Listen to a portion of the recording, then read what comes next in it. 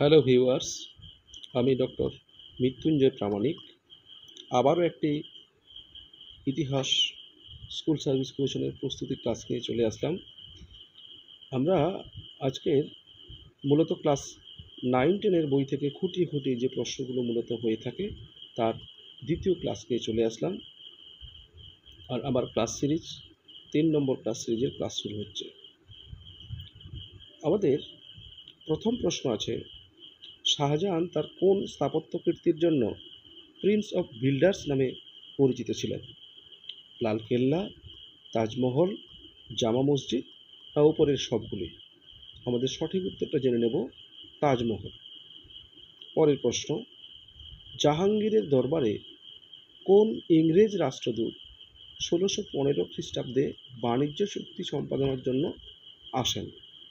William Hawkins, sir Thomas Roe, Ralph ফিচ, জন Middleton? সঠিক উত্তরটা আমরা জেনে নেব। সঠিক উত্তরটি হচ্ছে, জাহাঙ্গীরের দরবারে 1615 খ্রিস্টাব্দে বাণিজ্য চুক্তি সম্পাদনের জন্য এসেছিলেন স্যার টমাস রো। পরের প্রশ্ন, জাহাঙ্গীরের জ্যৈষ্ঠ পুত্র খসরু বিদ্রোহ করলে কোন শিখ গুরু তাকে সমর্থন করেছিলেন, যার ফলে জাহাঙ্গীরের সাথে শিখদের সম্পর্কের অবনতি হয়েছিল? অপশানগুলো আমরা দেখে নেব। গুরু রামদাস, গুরু অর্জুন দেব, গুরু হরগোবিন্দ, গুরু তেগ বাহাদুর? সঠিক উত্তরটা হচ্ছে গুরু অর্জুন দেব। পরের প্রশ্ন, শাহজাহানের কোন স্থাপত্য কীর্তি মুক্তার মসজিদ নামে পরিচিত? আগ্রা ফোর্টের মতি মসজিদ, দিল্লির জামে মসজিদ, ফতেপুর সিক্রির জামে মসজিদ, লাহোরের ওয়াজির খান মসজিদ? সঠিক উত্তরটি হচ্ছে, মুক্তার মসজিদ নামে পরিচিত ছিল ফতেপুর সিক্রির জামে মসজিদ। পরের প্রশ্ন, জাহাঙ্গীরের ন্যায় বিচারের শৃঙ্খল, যেটা জঞ্জির ই আদল নামে পরিচিত, সেটি মূলত কোন ধাতু দিয়ে তৈরি ছিল? রূপ, লোহা, সোনা, তামা? সঠিক উত্তরটা আমরা দেখে নেব। সঠিক উত্তরটি হচ্ছে লোহা। পরের প্রশ্ন, জাহাঙ্গীরের সময়ে কোন ইংরেজ দূত ভারতে আসেন এবং মুঘল দরবারে কিছুটা সময় কাটান? উইলিয়াম হার্ভে, এডওয়ার্ড জেনার, জন ফায়ার, টমাস রো? সকলেই আমরা মোটামুটি জানি এটা স্যার টমাস রো। পরের প্রশ্ন, পিয়েত্রাদুরা নামক কারুকার্য মুঘল স্থাপত্যের কার সময়কালে জনপ্রিয়তা লাভ করেছিল? আকবর, জাহাঙ্গীর, শাহজাহান না ঔরঙ্গজেব? সঠিক উত্তরটি হচ্ছে, পিয়েত্রাদুরা কারুকার্য মুঘল স্থাপত্যে জনপ্রিয়তা লাভ করেছিল জাহাঙ্গীরের আমলে। পরের প্রশ্ন, ঔরঙ্গজেব কোন শিখ গুরুকে ইসলাম ধর্ম গ্রহণে অস্বীকৃতির জন্য দিল্লিতে মৃত্যুদণ্ড দিয়েছিলেন? গুরু নানক, গুরু গোবিন্দ সিং, গুরু তেগ বাহাদুর, গুরু অর্জুন দেব? সঠিক উত্তরটি হচ্ছে গুরু তেগ বাহাদুর। পরের প্রশ্ন, পলাশির যুদ্ধের প্রধান ফলাফল কী ছিল? ফরাসি ইস্ট ইন্ডিয়ান কোম্পানির চূড়ান্ত পতন, বাংলায় ইস্ট ইন্ডিয়ান কোম্পানির রাজনৈতিক ক্ষমতা ও প্রভাবের সূচনা, মারাঠাদের সাথে ব্রিটিশদের সরাসরি সংঘাতের সূচনা, মহীশূরের হায়দার আলীর উত্থান? সঠিক উত্তরটা জেনে নেব আমরা। পলাশির যুদ্ধের প্রধান ফলাফল ছিল বাংলায় ব্রিটিশ ইস্ট ইন্ডিয়ান কোম্পানির রাজনৈতিক ক্ষমতা ও প্রভাবের সূচনা। পরের প্রশ্ন, তৃতীয় ইঙ্গো মারাঠা যুদ্ধের প্রধান ফলাফল কী ছিল? মারাঠারা ব্রিটিশদের সাথে একটি প্রতিরক্ষামূলক চুক্তি স্বাক্ষর করে, মারাঠা কনফেডারেসির চূড়ান্ত পতন এবং পেশোয়া পদের বিলুপ্তি ঘটে, মারাঠারা একটি নতুন স্বাধীন রাজ্য প্রতিষ্ঠা করে, না ব্রিটিশ মারাঠাদের সাথে একটি বাণিজ্যিক চুক্তি স্বাক্ষর করে? সঠিক উত্তরটি হচ্ছে, মারাঠারা একটি নতুন স্বাধীন রাজ্য প্রতিষ্ঠা করে। পরের প্রশ্ন, পাঞ্জাব ব্রিটিশ সাম্রাজ্যভুক্ত অন্তর্ভুক্ত হয় কোন ঘটনার পর? প্রথম ইঙ্গো শিখ যুদ্ধ, দ্বিতীয় ইঙ্গো শিখ যুদ্ধ, মহারাজ রঞ্জিত সিংয়ের মৃত্যুর পর, না সত্যবিলোপ নীতি প্রয়োগের মাধ্যমে? সঠিক উত্তরটি হচ্ছে মহারাজা রঞ্জিত সিংয়ের মৃত্যুর পর। পরের প্রশ্ন, বক্সারের যুদ্ধের সময় ব্রিটিশ ইস্ট ইন্ডিয়ান কোম্পানি সামরিক বাহিনীর নেতৃত্ব কে দিয়েছিলেন? বক্সারের যুদ্ধ হচ্ছে আমাদের 1764-তে Robert Clive, Warren Hastings, Hector Munro না লর্ড ওয়েলেসলি? সঠিক উত্তরটি হচ্ছে হেক্টর মুনরো। পরের প্রশ্ন, পাঞ্জাব অধিগ্রহণের সময় ব্রিটিশ ভারতের গভর্নর জেনারেল কে ছিলেন? Lord William Bentinck, Lord Auckland, Lord Dalhousie, Lord Hardinge? সঠিক উত্তরটা আমরা দেখে নেব, লর্ড ডালহৌসি। পরের প্রশ্ন, পলাশির যুদ্ধের সময় রবার্ট ক্লাইভ বাংলায় কার কাছ থেকে সমর্থন পেয়েছিলেন? নিজাম, মারাঠা, মির্জাফর ও জগৎ সেটের মতো স্থানীয় অভিজাত ও বণিক শ্রেণী, না ফরাসি ইস্ট ইন্ডিয়ান কোম্পানি? পলাশির যুদ্ধের পর রবার্ট ক্লাইভ সমর্থন পেয়েছিলেন মূলত মির্জাফর ও জগৎ সেটের মতো স্থানীয় অভিজাত ও বণিক শ্রেণীর থেকে। পরের প্রশ্ন আমরা দেখে নেব, টিপু সুলতানকে মহীশূরের বাঘ কেন বলা হতো?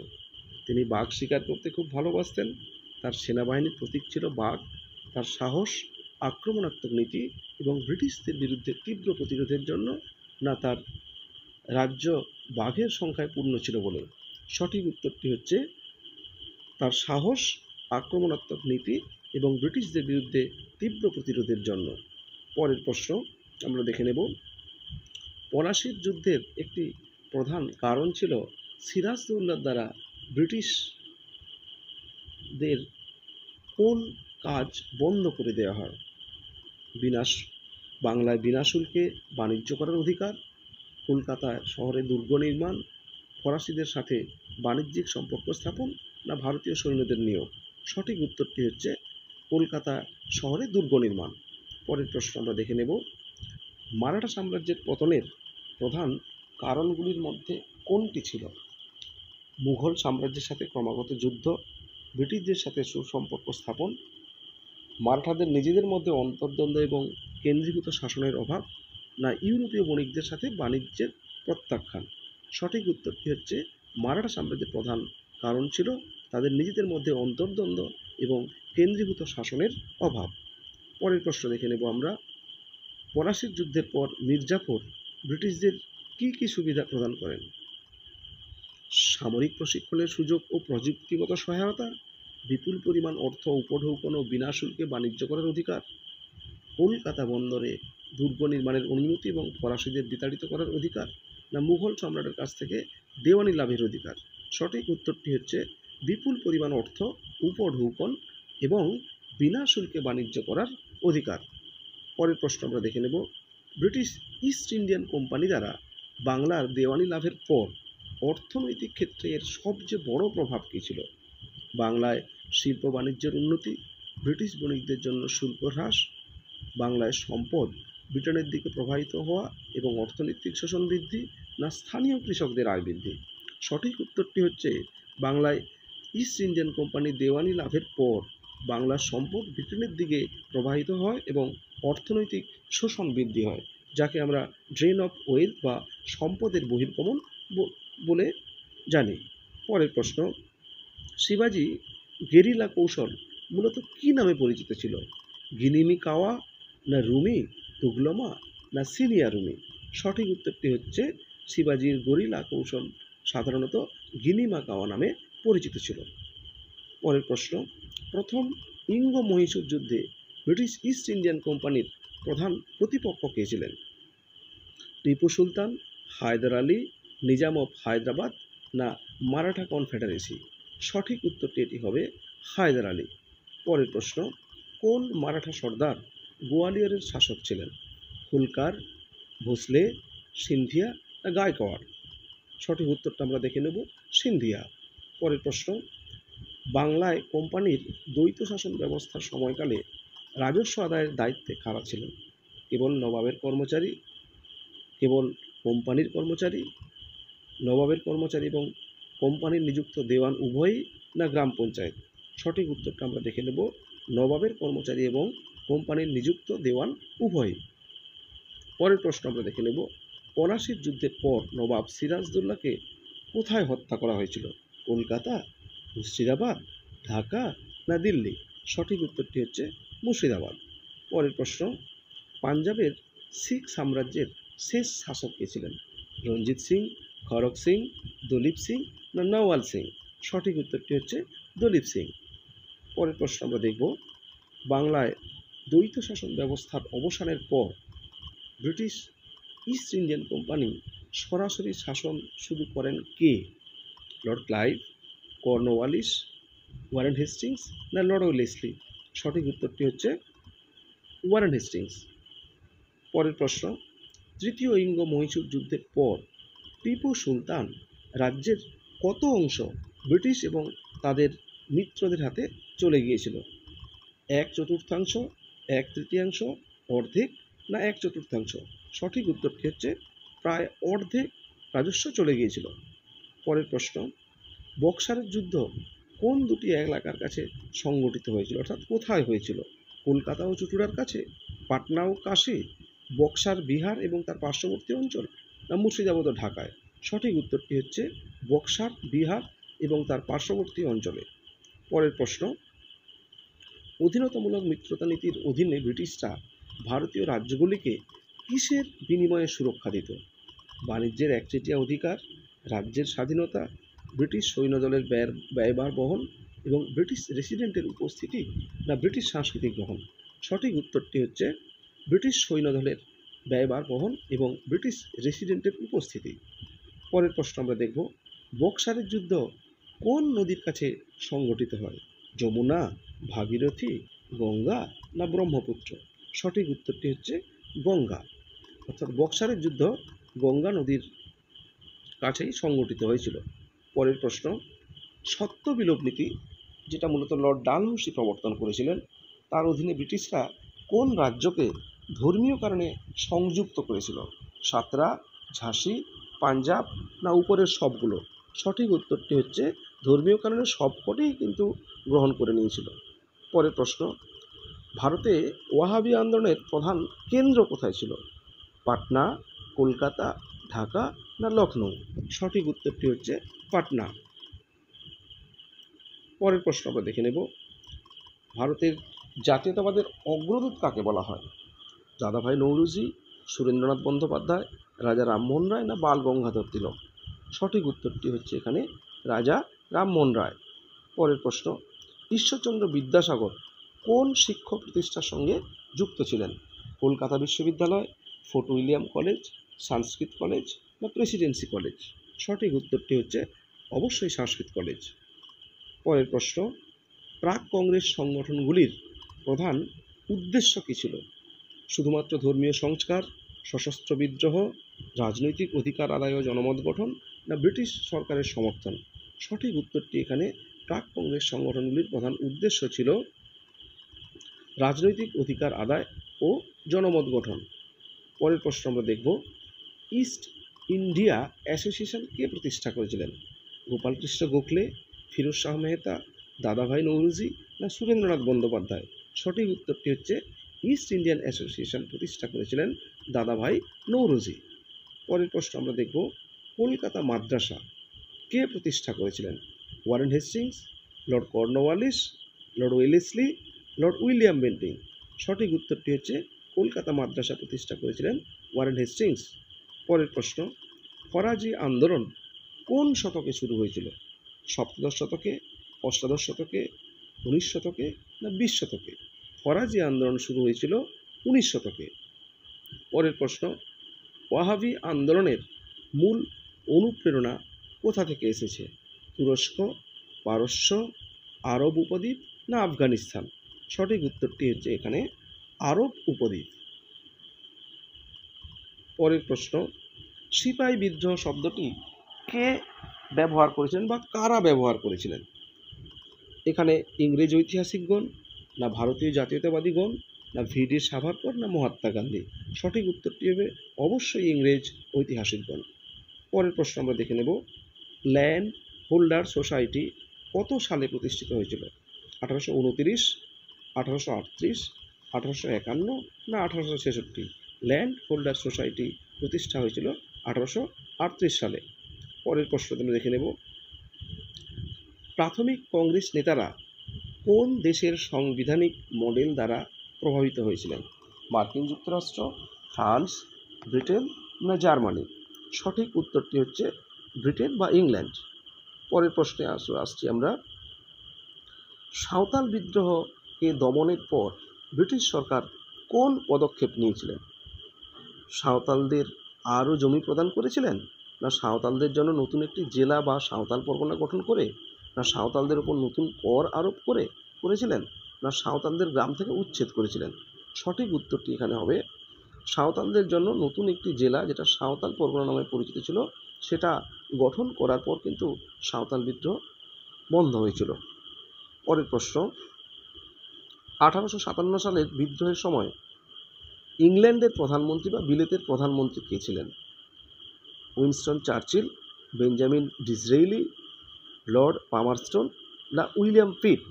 সঠিক উত্তরটি হবে লর্ড পামারস্টোন।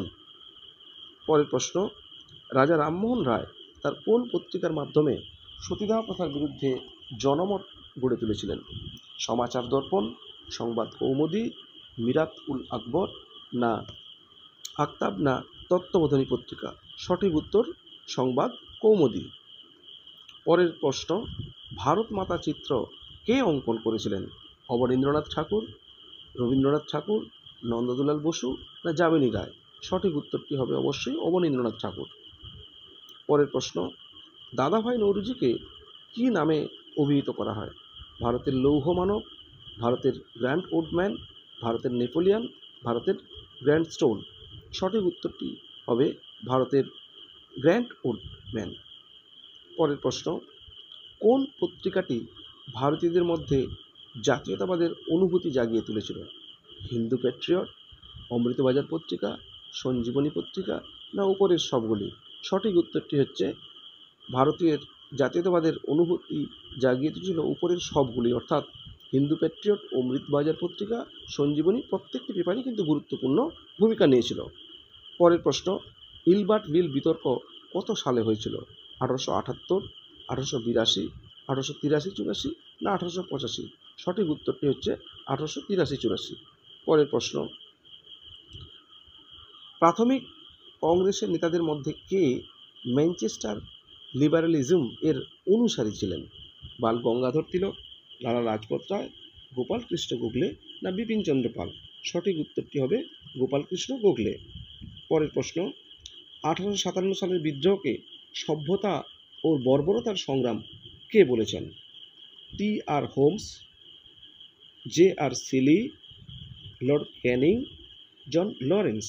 সঠিক উত্তরটি হচ্ছে 1857 সালের মহাবিদ্রোহকে সভ্যতা ও বর্বরতার সংগ্রাম বলেছেন টি আর হোমস।